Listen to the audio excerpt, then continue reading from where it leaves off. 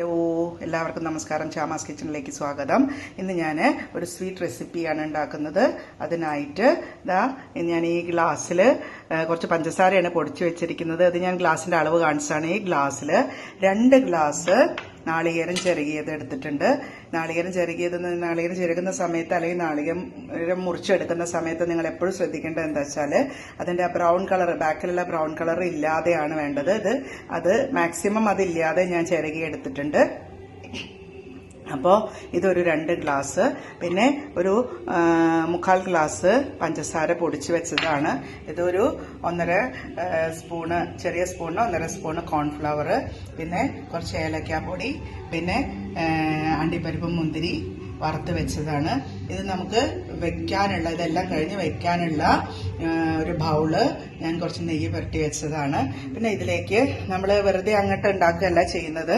ഈ നാളികേരം നമ്മൾ ഒന്ന് മിക്സിയിൽ വെച്ചിട്ട് നന്നായിട്ടൊന്ന് അടിച്ചിട്ട് അതിൻ്റെ പാലാണ് എടുക്കുന്നത്. അപ്പോൾ അതാണ് പറഞ്ഞത്, നാളികേര പാലിൻ്റെ പുഡിങ്ങാണ് നമ്മൾ ഉണ്ടാക്കുന്നത്. കോക്കനട്ട് മിൽക്ക് പുഡിങ്ങാണ് നമ്മൾ ഉണ്ടാക്കുന്നത്.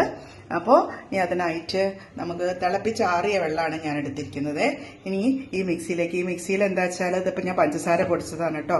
ആ മിക്സിയിലേക്ക് ഇട്ടിട്ട് ഞാൻ കുറച്ച് നന്നായിട്ട് തേങ്ങാപ്പാൽ കിട്ടുന്ന വരെ, നാളികേരപ്പാൽ കിട്ടുന്ന വരെ ഒന്ന് നന്നായിട്ട് നമുക്ക് അടിക്കാം. അപ്പോൾ നമ്മൾ 1-ാം പാലോ 2-ാം പാലോ അങ്ങനെയൊന്നും എടുക്കുന്നില്ല, ഒറ്റ പാലേ എടുക്കുന്നുള്ളൂ. അങ്ങനെ നമുക്ക് ഈ മിക്സിയിൽ ഈ നാളികേരം ഒന്ന് അടിച്ചെടുക്കാം. പാലിൽ ചെറിയൊരു 1/4 ഗ്ലാസ് എടുത്തിട്ട് ഞാൻ കോൺഫ്ലവറിൽ ഇട്ടിട്ട് നന്നായിട്ടൊന്ന് ഇളക്കി യോജിപ്പിച്ച് വെച്ചിട്ടുണ്ട്.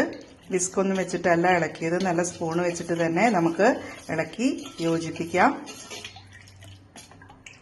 നമ്മൾ റെഡിയാക്കി വെച്ചിട്ടുള്ള തേങ്ങാപ്പാൽ അടുപ്പത്തൊരു ഉരുളി വെച്ചിട്ട് അതിലേക്ക് ഒഴിച്ചിട്ടുണ്ട്. ഇനി അത് വളരെ സാവധാനം നമ്മളിങ്ങനെ ഇളക്കിക്കൊണ്ടിരിക്കണം. ഇളക്കിയിട്ട് അതിനൊന്ന് കുറുക്കിയെടുക്കണം. ഇതിലേക്ക് നമ്മൾ നേരത്തെ കാണിച്ചിട്ടുള്ള ഒരു 1/4 ഗ്ലാസ് പഞ്ചസാര പൊടിച്ച് വെച്ചത് ഇടുകയാണ്.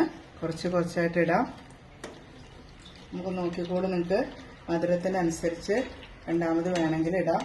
ഇതിൽ ബ്ലാക്ക് കിടക്കുന്നത് ഏലക്കായയുടെയാണ്. ഏലക്കായ പൊടിച്ച് വെച്ചത്, പഞ്ചസാരയും ഏലക്കായും കൂടി പൊടിച്ചതാണ് ഞാൻ.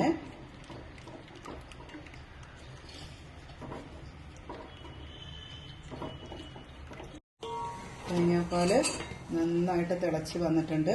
ഇനി ഞാൻ നേരത്തെ കലക്കി വെച്ചിട്ടുള്ള ആ കോൺഫ്ലവറിൻ്റെ കുറച്ചായിട്ട് ഇതിലേക്ക് ഒഴിച്ചു കൊടുക്കുകയാണ്. പ്രത്യേകിച്ച് ശ്രദ്ധിക്കണം, അത് പെട്ടെന്ന് കുറുകാനുള്ള സാധ്യതയുണ്ട്.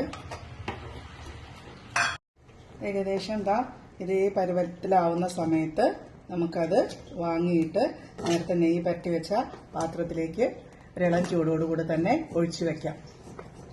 അങ്ങനെ നമ്മൾ ഈ പാത്രം നെയ്യ് തടവി വെച്ചിട്ടുണ്ട്. അതിലേക്ക് ഇളം ചൂടോടുകൂടി തന്നെ ഞാൻ ഒഴിച്ചു കൊടുക്കുകയാണ്. നിങ്ങൾ പ്രത്യേകിച്ച് നോക്കേണ്ട എന്താ വെച്ചാൽ, ഇത് നിങ്ങൾ കുറുക്കി വരുത്തുന്ന സമയത്ത് അടിയിലൊട്ടും തന്നെ പിടിക്കരുത്. ഇതാണ് നമ്മൾ നന്നായിട്ടൊന്ന് ടാപ്പ് ചെയ്ത് കൊടുക്കാം. ഇനി അതിൻ്റെ മുകളിലായിട്ട് ഇത് ഞാൻ അണ്ടിപ്പരിപ്പ് മുന്തിരി നേരത്തെ വറുത്ത് വെച്ചത് ഇടുകയാണ്. ഇനി നമ്മൾ പുറത്ത് കുറച്ച് നേരം തുറന്ന് വെക്കും. ഒന്ന് ചൂടാറിയതിന് ശേഷം ഒരു 3 മണിക്കൂർ ഫ്രിഡ്ജിൽ വെക്കും.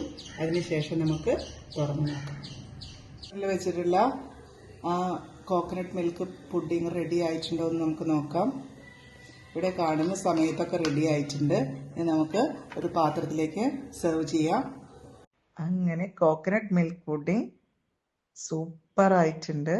അപ്പോൾ നമ്മുടെ പുഡിങ് നമ്മൾ കട്ട് ചെയ്തിട്ടുണ്ട്. ഇനി വേണമെങ്കിൽ ഈ ഒരു പീസിനെ നമുക്ക് വേണമെങ്കിൽ ഒന്നും കൂടി നടുവിൽ മുറിക്കാം.